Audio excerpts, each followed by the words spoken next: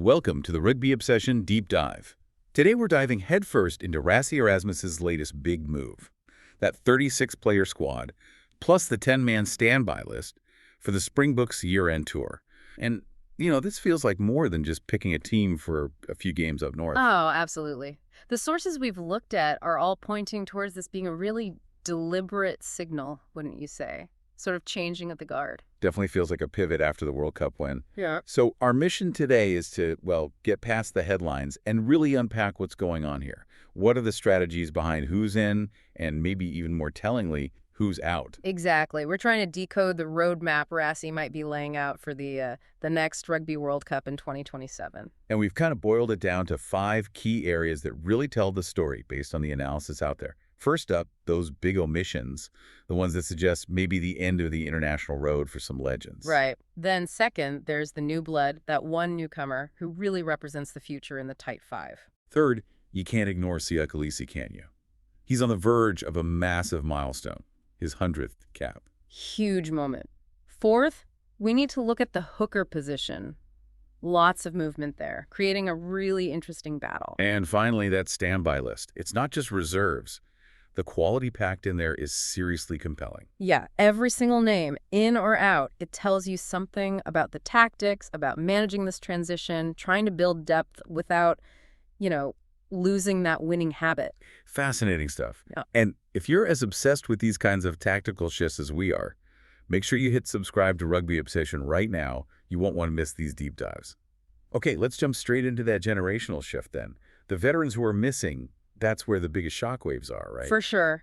The most obvious names screaming changing of the guard have got to be Willie Roux and Vincent Koch. Both 35, both key World Cup winners, and neither of them are on the plane for this tour. It really makes you think, doesn't it? Is this it for them on the international stage? Especially with Roux, his absence feels strategically massive. How so? I mean, he's been the general at fullback for so long. Exactly. He was that second playmaker, the guy Rassie trusted for control, for game management, especially late in games. Taking him out, that's a big philosophical shift. So what does it signal for the next cycle? Less control? More? What? More attacking flair, it seems. The analysis points to Erasmus clearly backing the speed and versatility you get from Damian Willemse, Edel van der Merwe, maybe even Chesson Colby covering there. Right, so trading some of that positional discipline Roux offered for more dynamism. Pretty much. They just offer a different kind of threat, maybe more unpredictability. And Koch. His omission feels significant too, even with guys like Malherbe and Nat Kane around. It is significant. Koch was that reliable, experienced head. Taking him out forces the next group, like Porthen, who we'll get to step up right now. So Rassie's not waiting around. He's actively looking for the long-term replacements. Seems like it. Prioritizing development over just leaning on the tried and tested veterans for another tour. And it's not just them. When you look a bit deeper, who else is maybe slipping down the pecking order? Well, Lukhanyo M and Makazole Mapimpi, huge names. World Cup winners, they find themselves on the standby list this time. Wow, okay. That shows the competition is fierce. Absolutely. And you also see Marnus van der Merwe, the Sharks player, missing out completely. Shows even utility value doesn't guarantee a spot if you don't fit the specific plan for this tour. But the name that really jumped out at me on that standby list, Bongi Mbonambi. Yes. That's the one that really underlines Rassie's, ruthlessness perhaps, or at least his focus on the future. Because him and Malcolm Mark seem like such a fixture at hooker. Totally locked in, you'd think. But putting Bongi on standby, it immediately puts his status under pressure and, crucially, opens the door wide for someone else. So the message is clear.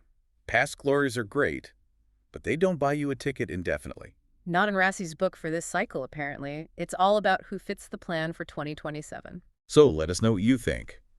Which omission genuinely surprised you the most? Was it Roux, Koch, and Mbonambi? It's a clear shift, and that means big opportunities for others. Which brings us nicely to the flip side, from the end of the road to the start of a journey. There's one brand new face, a tighthead prop getting a shot, Zachary Porthen. Yeah, Porthen's call-up is a great story. It's described as just reward for really sustained form. He impressed for the junior box and the Stormers, right? What makes him stand out? Well, the analysis highlights he's big, strong, athletic, standard stuff maybe, but specifically a powerful carrier and, importantly, a very good scrummager. Okay, good scrummager. What's the specific value Rassie sees there, do you think? It seems to be about his potential at the set piece against top opposition. The sources mention he really impressed for the junior Springboks, held his own. I read somewhere he was the only prop who properly tested England's Asher Opoku-Forger in that U20 championship this year.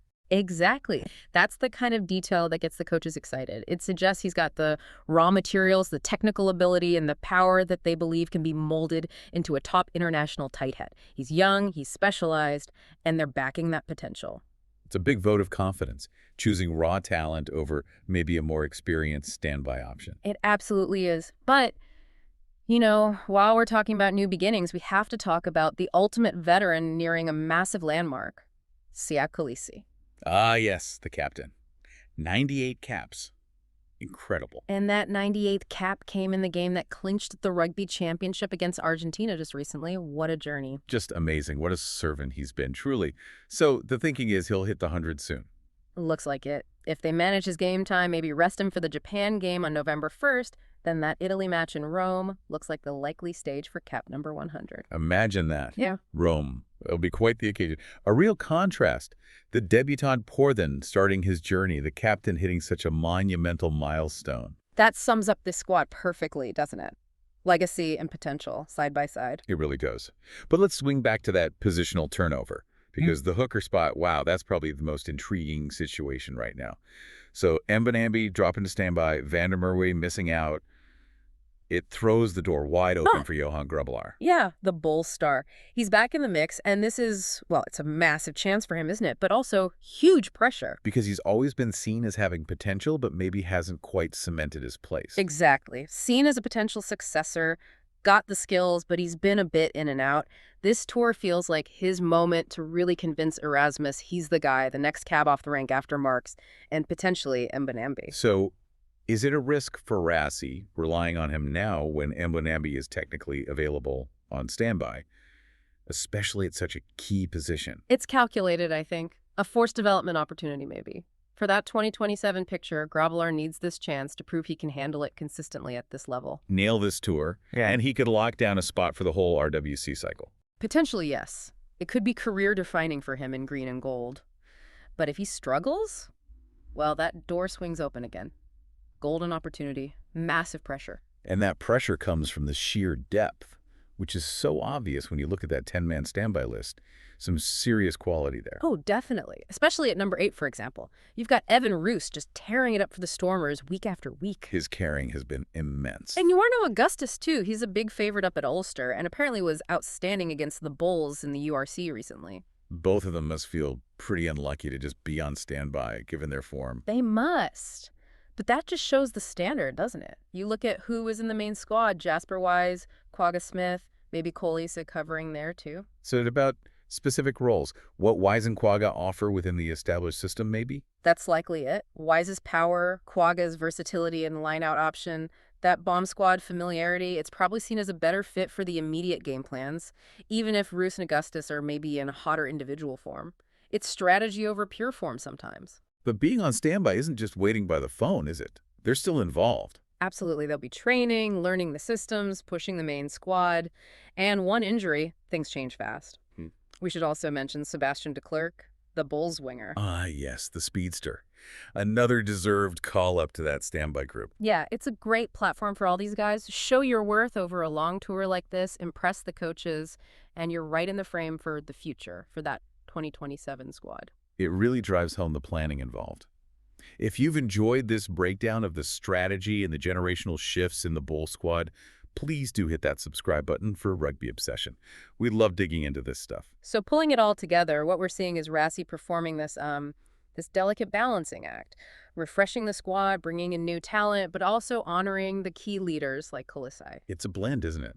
Necessary changes, big personal moments, but with a constant eye on building that depth for the future, making sure everyone knows where they stand in the bigger picture towards 2027. Yeah, and what really stands out is how clearly he's signaling that change. Past performance is respected, but it doesn't guarantee your spot. He's optimizing now for the next World Cup. Which leaves us with a final thought, something for you, the listener, to consider. Yeah, think about this. How do you weigh up raw specialist talent against proven veteran depth especially right at the start of a new World Cup cycle? Good question. Because putting someone like Zachary Porthen in a young, powerful scrummager while leaving out experienced guys like Koch. Exactly.